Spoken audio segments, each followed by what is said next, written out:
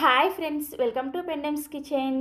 ఈరోజు వీడియోలో ఉదయం బ్రేక్ఫాస్ట్లోకైనా ఈవినింగ్ స్నాక్స్లోకైనా అప్పటికప్పుడే ఒక 10 నుంచి 15 నిమిషాల్లోనే ఇలా చక్కటి మైసూర్ బోండాల్ని, అదేవిధంగా ఈ మైసూర్ బోండాలకి కాంబినేషన్గా టేస్టీ చట్నీని ఎలా ప్రిపేర్ చేసుకోవచ్చో చూపించబోతున్నాను. ఈ వీడియో చూసే ప్రతి ఒక్కరు కూడా ఈ రెండిటి కాంబినేషన్ని ఒక్కసారైనా సరే ట్రై చేసి చూడండి. చాలా టేస్టీగా ఉంటాయి. సో ఇక ఏమాత్రం ఆలస్యం చేయకుండా అప్పటికప్పుడు నిమిషాల్లోనే ఈ మైసూర్ బోండాని, అదేవిధంగా చట్నీని ఎలా ప్రిపేర్ చేసుకోవచ్చో వీడియోలోకి వెళ్ళి చూసేయండి.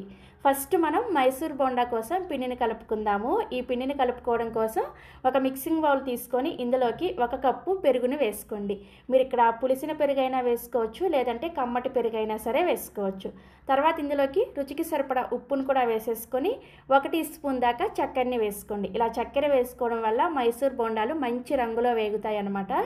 నెక్స్ట్ ఇందులోకి 2 టేబుల్ స్పూన్ల దాకా నూనెను కూడా వేసేసుకొని పెరుగులో ఎక్కడ కూడా గడ్డలు అనేది లేకుండా బాగా క్రీమీగా వచ్చే విధంగా విస్కర్తో కానీ స్పూన్తో కానీ బాగా కలుపుకోండి.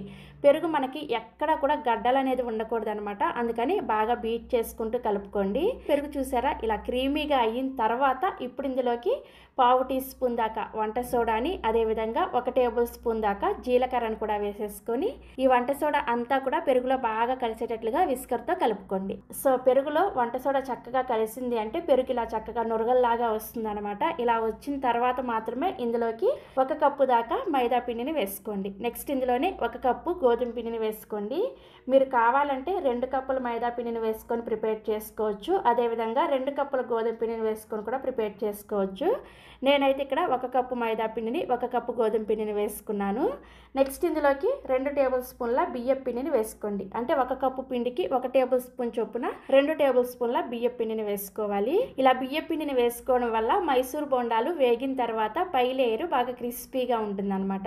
సో ఇవన్నీ కూడా పెరుగులో కలిసేటట్లుగా బాగా కలుపుకోండి. ఇలా కలుపుకున్న తర్వాత కొద్దిగా నీళ్ళను వేసుకుంటూ ఈ పిండిని మనం బోండాలు వేసుకోవడానికి వీలుగా వచ్చే విధంగా కలుపుకోవాలి. నీళ్ళని ఒకేసారి ఎక్కువగా వేసేసుకోకుండా కొంచెం నీళ్ళని వేసుకుంటూ పిండిని చూసుకుంటూ కలుపుకోండి. అదేవిధంగా పిండిని ఇక్కడ నేను మీకు వీడియోలో చూపిస్తున్నాను చూసారా, ఈ విధంగా పైకి కిందకి కొడుతూ ఈ విధంగా ట్యాప్ చేస్తున్నట్లుగా కలుపుకోవాలన్నమాట. ఇలా కలుపుకుంటే పిండిలో ఎక్కడా కూడా మీకు ఉండలుగా లేకుండా చక్కగా స్మూత్గా వస్తుంది. పిండి స్మూత్గా వస్తేనే మీకు మైసూర్ బోండాలు పర్ఫెక్ట్గా వస్తాయి అనమాట. సో మొత్తానికి ఒక 5-6 నిమిషాల పాటు పిండిని కలిపిన తర్వాత పిండి కన్సిస్టెన్సీ చూడండి, ఈ విధంగా ఉండాలి. ఇలా బోండాలు వేసుకోవడానికి వీలుగా ఉండే విధంగా పిండిని కలుపుకోవాలి. పిండి కన్సిస్టెన్సీ మరీ గట్టిగా ఉండకూడదు, అలాగని మరీ పల్చగా ఉండకూడదు. ఇక్కడ నేను మీకు వీడియోలో చూపిస్తున్నాను చూసారు కదా, ఈ కన్సిస్టెన్సీలో పిండిని రెడీ చేసుకోవాలి. అదేవిధంగా పిండిలో ఎక్కడా కూడా ఉండలు లేకుండా స్మూత్గా వచ్చే విధంగా కలుపుకోండి. ఇలా కలుపుకున్న పిండి మీద మూత పెట్టేసి ఒక 5 నిమిషాల పాటు పక్కన పెట్టేసుకోండి. గంటలు పిండిని నానబెట్టాల్సిన అవసరం లేదు. జస్ట్ ఒక 5 నిమిషాలు అయితే పిండి చక్కగా సెట్ అవుతుంది అనమాట. ఈలోపు నేను మీకు చట్నీని ఎలా ప్రిపేర్ చేసుకోవాలో చూపిస్తాను. ఈ చట్నీని ప్రిపేర్ చేసుకోవడం కోసం ప్యాన్లోకి 1 కప్పు పల్లీలను వేసుకొని ఈ పల్లీలని లో ఫ్లేమ్లోనే కొంచెం లైట్గా రంగు మారేంత వరకు వేయించుకోండి. సో పల్లీలు చూసారా ఇలా కొంచెం రంగు మారిన తర్వాత ఇందులోకి 1 టీ స్పూన్ దాకా నూనెని వేసుకొని మీరు తినే కారానికి తగ్గట్టుగా 2-3 పచ్చిమిర్చిని, అదేవిధంగా 2-3 ఎండుమిర్చిని కూడా వేసేసుకొని 1 ఇంచి అల్లం ముక్కని, 2 వెల్లుల్లి రెబ్బల్ని పొట్టుతో సహా వేసుకొని ఈ పచ్చిమిర్చిని ఎండుమిర్చిని లో ఫ్లేమ్లోనే కొద్దిగా వేయించుకోండి. సో పచ్చిమిర్చి ఇలా కొద్దిగా వేగిన తర్వాత ఇందులోకి మీరు పల్లీలు తీసుకున్న కప్పుతోనే 1 కప్పు పుట్నాల పప్పుని వేసుకోండి. వీటినే వేయించిన శనగపప్పు, అదేవిధంగా చట్నీ పప్పు అని కూడా అంటారు. నెక్స్ట్ ఇందులోకి ఒక 1/2 కప్పు నుంచి 1/4 కప్పు వరకు పచ్చి కొబ్బరి ముక్కల్ని వేసుకోండి. ఈ చట్నీకి పచ్చి కొబ్బరి అయితేనే టేస్ట్ చాలా బాగుంటుంది. తర్వాత ఇందులోకి 1 రెబ్బ చింతపండుని వేసుకోండి. చింతపండుని మరీ ఎక్కువగా వేసుకోకూడదు, జస్ట్ ఒక చిన్న ముక్క వేసుకుంటే సరిపోతుంది. వీటన్నిటిని కూడా జస్ట్ 1 నిమిషం పాటు లో ఫ్లేమ్లో వేయించుకోండి. మనం పుట్నాల పప్పుని, అదేవిధంగా కొబ్బరిని వేసిన తర్వాత ఎక్కువసేపు వేయించకూడదు, 1 నిమిషం వేయించుకుంటే సరిపోతుంది. 1 నిమిషం వేయించుకున్న తర్వాత స్టవ్ ఆఫ్ చేసేసి ఈ మిశ్రమం మొత్తాన్ని కూడా పూర్తిగా చల్లారనివ్వండి. సో ఈ చట్నీ మిశ్రమం పూర్తిగా చల్లారిన తర్వాత మిక్సీ జార్లోకి వేసేసుకొని రుచికి సరిపడా ఉప్పుని, అదేవిధంగా చట్నీని గ్రైండ్ చేసుకోవడం కోసం అవసరమైన నీళ్ళని ఒకేసారి కాకుండా కొద్దిగా నీళ్ళని వేసుకుంటూ చట్నీని గ్రైండ్ చేసుకోవాలి. చూసారా, ఈ విధంగా చట్నీని గ్రైండ్ చేసేసుకొని ఈ చట్నీని ఒక గిన్నెలోకి తీసేసుకొని చట్నీ కన్సిస్టెన్సీకి తగ్గట్టుగా నీళ్ళని వేసుకొని చట్నీని కలుపుకోండి. మైసూర్ బోండాకైతే చట్నీ కొంచెం పలచగా ఉంటేనే టేస్టీగా ఉంటుంది. దాన్ని బట్టి నీళ్ళని చూసుకొని వేసుకోండి. సో నేనైతే ఈ కన్సిస్టెన్సీలో చట్నీని రెడీ చేసుకున్నాను. ఇప్పుడు ఈ చట్నీకి తాలింపు పెట్టుకోవడం కోసం సేమ్ ప్యాన్లోకి 1 టీ స్పూన్ దాకా నూనెను వేసుకొని వేడి చేసుకోండి. నూనె వేడైన తర్వాత పోపు దినుసులు వేసుకోండి. ఆవాలు, మినపగుళ్ళు, పచ్చిశనగపప్పు, జీలకర్ర, అలాగే ఒక ఎండుమిర్చిని కూడా వేసేసుకొని ఈ పోపు దినుసుల్ని లో ఫ్లేమ్లోనే వేయించుకోండి.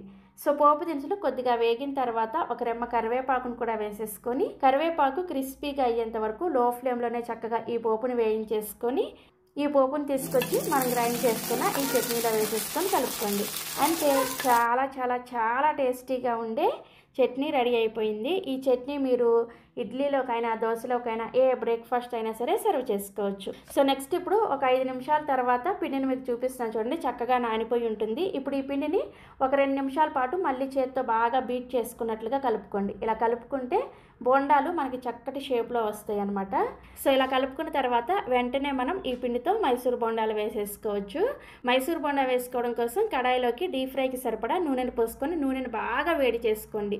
ఎప్పుడైనా సరే పునుగులు బోండాలు వేసుకునేటప్పుడు నూనె బాగా వేడిగా ఉంటేనే మీకు చక్కగా బోండా వేసిన వెంటనే నూనె పైకి తేలుతుంది అనమాట.